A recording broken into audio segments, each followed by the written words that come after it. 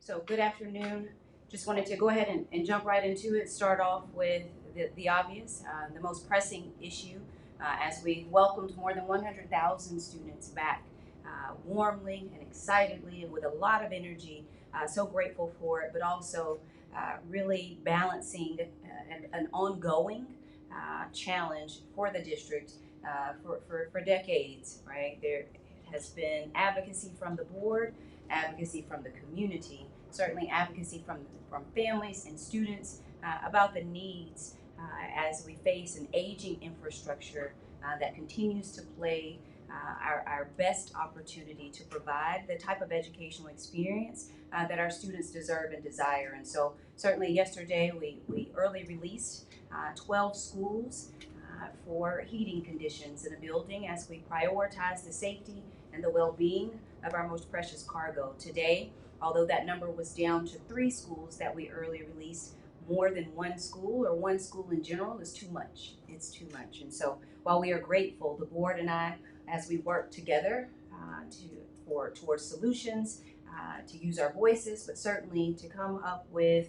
what is necessary to move us in a direction where we stop talking about hopes and dreams and we're able to see actions and implementation of plans and deeper investments in the infrastructure in such a way that we can see what we need to see so that our students can experience what they need to experience. What we do know about HVAC systems is the impact on pollutants.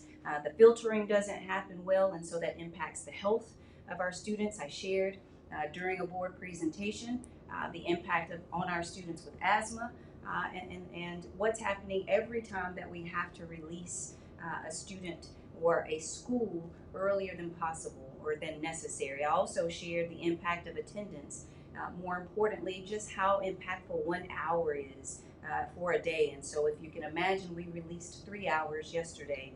If just 1 hour equals 1 week of school, then we know what 3 hours equals when a student misses at least that much time. And so as we welcome students back and ask them to be ready day one, they showed up and did what we asked for them to do. And so the onus, the responsibility belongs to the adults. And so this call, this ask is for our government officials and those who have the decision-making power, and certainly those who can provide the level of investment that is necessary to stand with us, to collaborate with us, to make the way forward better. And so look forward to reopening for the full day, both Sherwood, Sheffield High School, and Douglas High School, as they've been working around the clock. Thank you to our facilities team who has been working around the clock. We've had multiple vendors that we've stretched out and asked to prioritize our work. They left other jobs to do the work for Memphis-Shelby County Schools, so we're thankful for them. We called on the city, asked for support of their maintenance workers where possible and necessary. And so thankful for everyone who is contributing and looking forward to bringing forth a plan to the board for deep consideration of how we make deep investments in our infrastructure in a continuous way moving forward. As we think about first 2 days, certainly the energy, the chair was teaching yesterday at Wells Station. Vice chair, you can see her, directing traffic, visiting buildings, and none of this certainly is for the cameras, but this is just the work and the investment and the passion that we all have for our students, and so excited to welcome them back, but so excited to see our students excited to be back and our families excited to be ready. Proud that our investments and the work and the preparation that we put in over the past 100 days or so has shown up and been fruitful, right? We are on par with our enrollment and registration, just as about 10,000 students that we're still waiting to bring in, and so we're making those phone calls, ensuring that they have what they need to show up tomorrow on day 3, but certainly excited about what we're seeing, the energy that we have. But instruction took place on day 1, and that was my ultimate ask of our teachers and our schools. We want to be in our buildings, in our classrooms, learning on day 1, and so we were reading and writing and certainly learning the protocols and the expectations, the high expectations in each of our classrooms on each of our campuses yesterday. And so that's what we know about the strength and the resilience of our students, of our staff to push through even the most challenging situations that were experienced yesterday. So we know that we have the best leaders and certainly the brightest learners in our spaces. Certainly we're proud to welcome and introduce a familiar face to some, a new one to others. Mr. Jermaine Johnson will join the team, our senior leadership team, as the Strategic Communications Officer.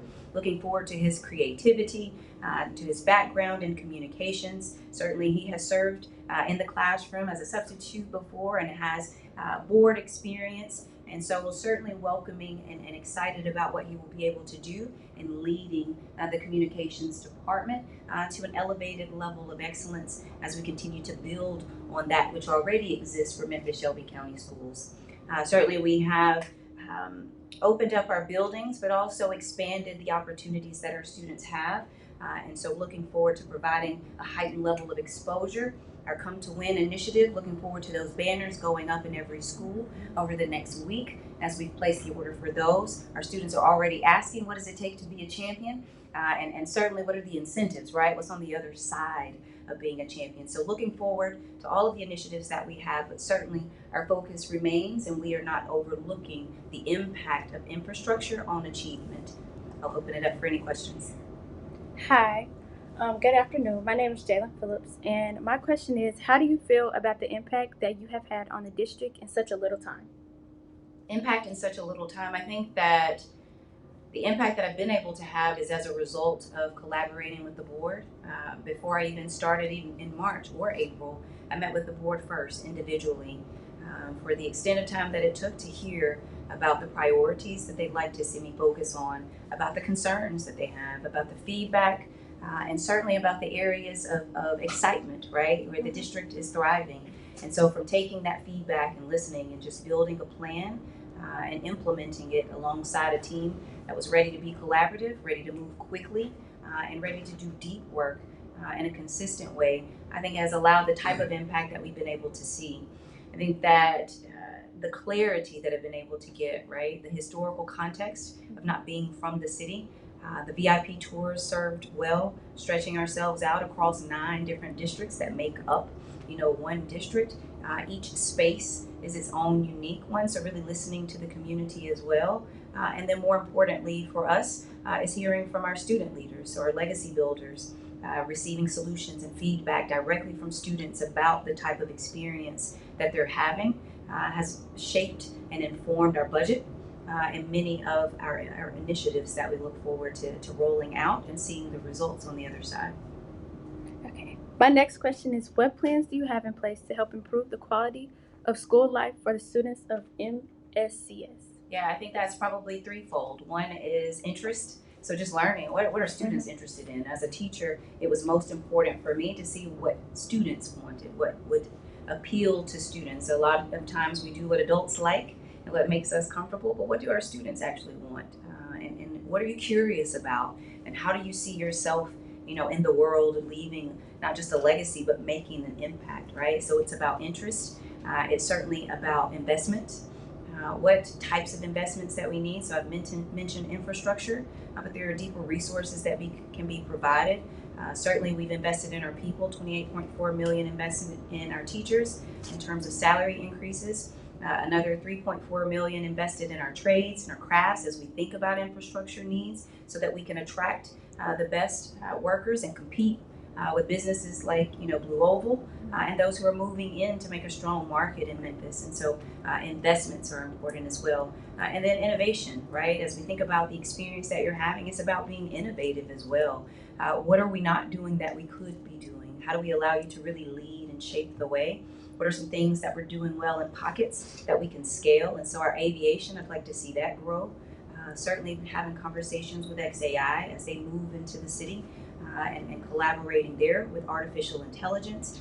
Just really thinking about not just getting outside of the box, but throwing it away as it concerns creating the type of educational journey that you deserve. Good afternoon. Good afternoon. John Bass, voice of MSCS. Okay, Superintendent, day one is behind us. And the HVAC issues aside, because we've had this happen in years past on the first day of school. Put that aside, I want to ask you, how satisfied were you with the first day school? I appreciate you framing it that way because infrastructure and HVAC aside, it was a perfect day. I don't know. The only thing that I asked the team when we debriefed is, did you bottle it up? Meaning, did you bottle up the energy that you experienced when you visited schools?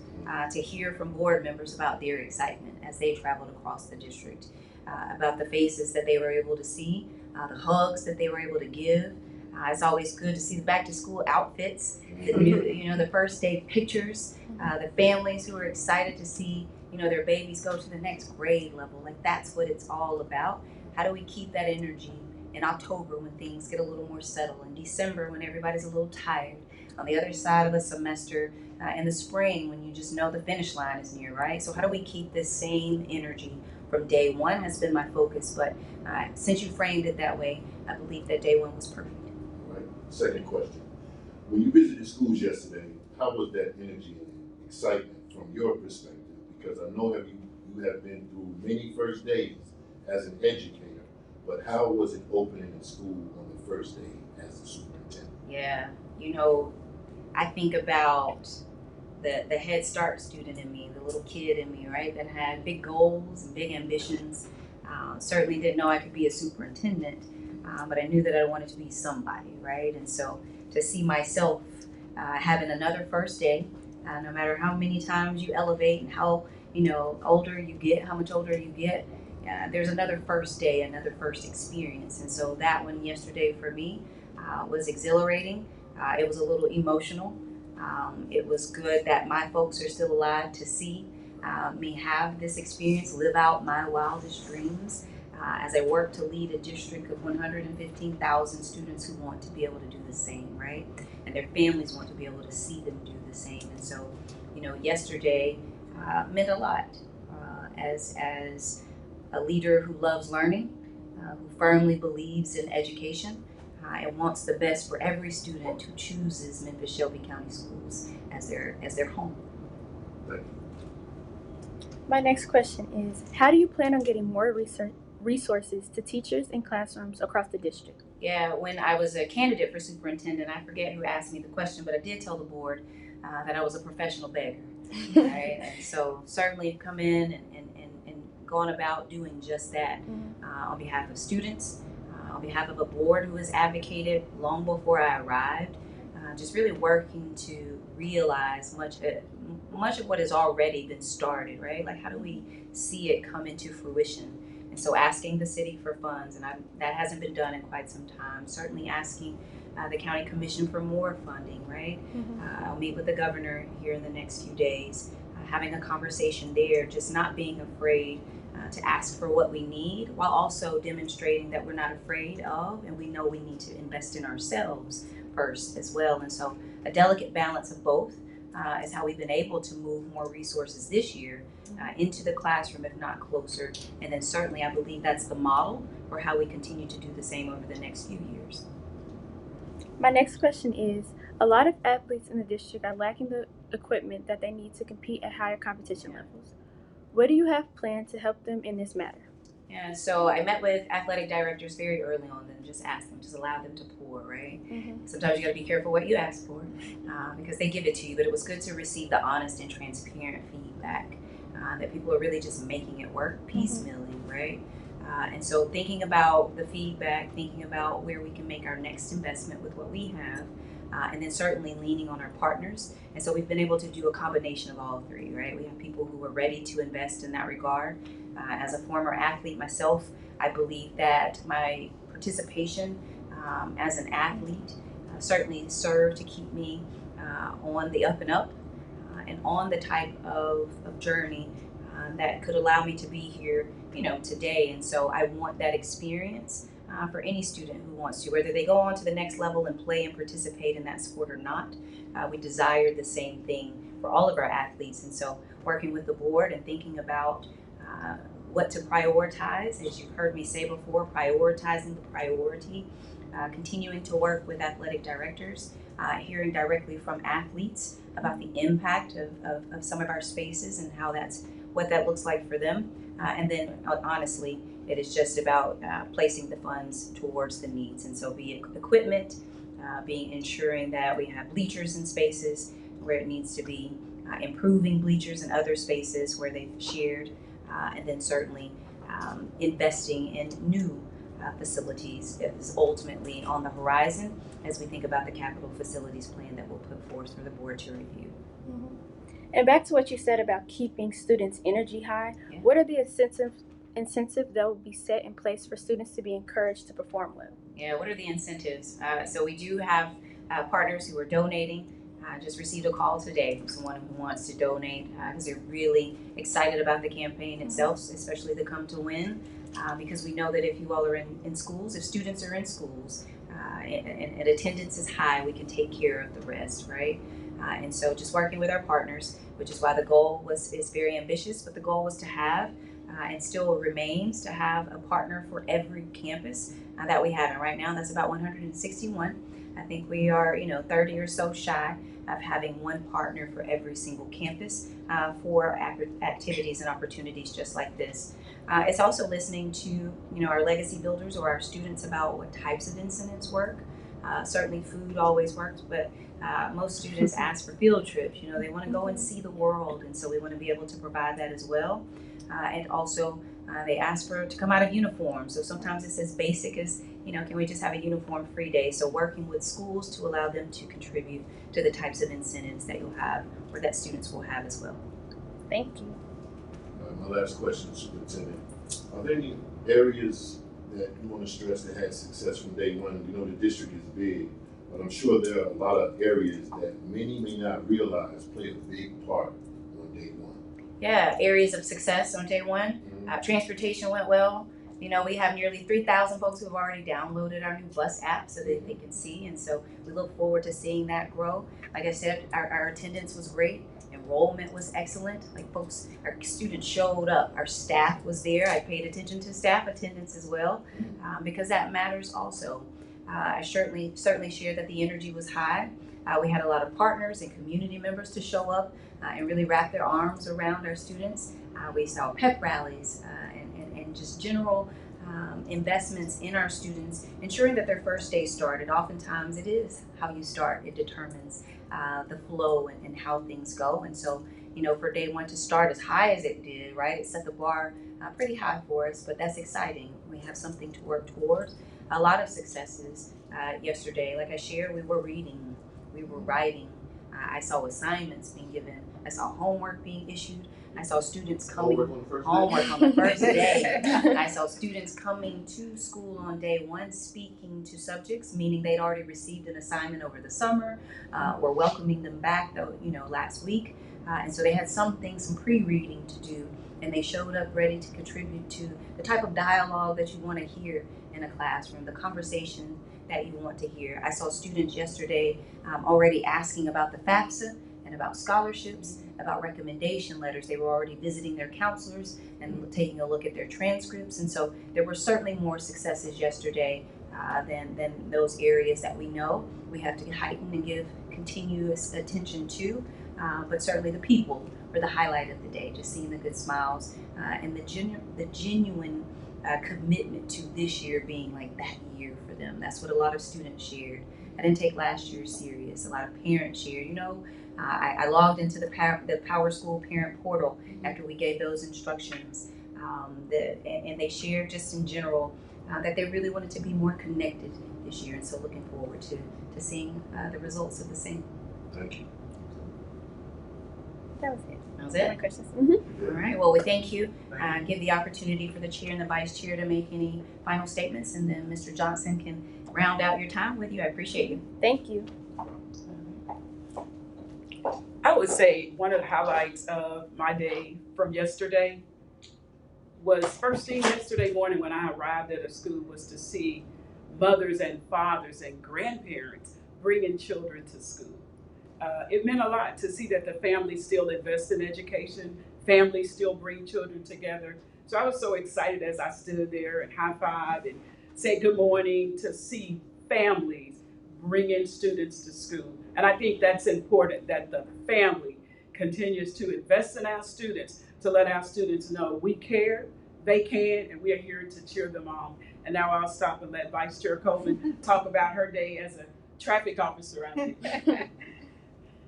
Yesterday was just awesome. I had the chance to visit several schools. I was at Colonial Middle, that's where I began the day, and I was not hit, serving as the crossing guard for the children. And as Chair Green has stated, to see the families come out, and we're going to keep doing things to keep our families involved, because it takes the family, it takes a village to raise a child.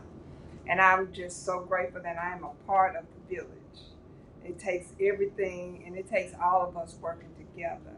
And I'm just excited about where I see our school year going. Thank you. And now. Well, thank you guys so much for joining us today. Again, I am Jermaine Johnson. I'm the new Strategic Communications Officer for Memphis-Shelby County Schools. Thank you to everyone who helped us make day one a success, as the superintendent said. My job, if you don't know, is going to be something that I did in my past life as a comedian for almost 20 years. But as a comedian, you have to take very complex issues, make it simple, and give it to the people in a simple way that they connect with. So there's going to be a lot of information from the board, from the superintendent, a lot of visions. I'm going to make it as simple as I can and make it fun and entertaining for the kids, for the staff. But we want to get everybody on the same page. And kids, yes, I'm coming to recruit you. In my other past life, I was a college recruiter, so I had to recruit Riley, Egypt. I had to recruit East High, Whitehaven, White Station. So very familiar. You guys The Melrose, as you see. So yeah, they get me right. But I'm very familiar with the city, and the city has welcomed me with open arms. The staff has been amazing. So I'm looking forward to using communications to bring us all together, and let's change the trajectory of Memphis-Shelby County Schools. Thank you. If that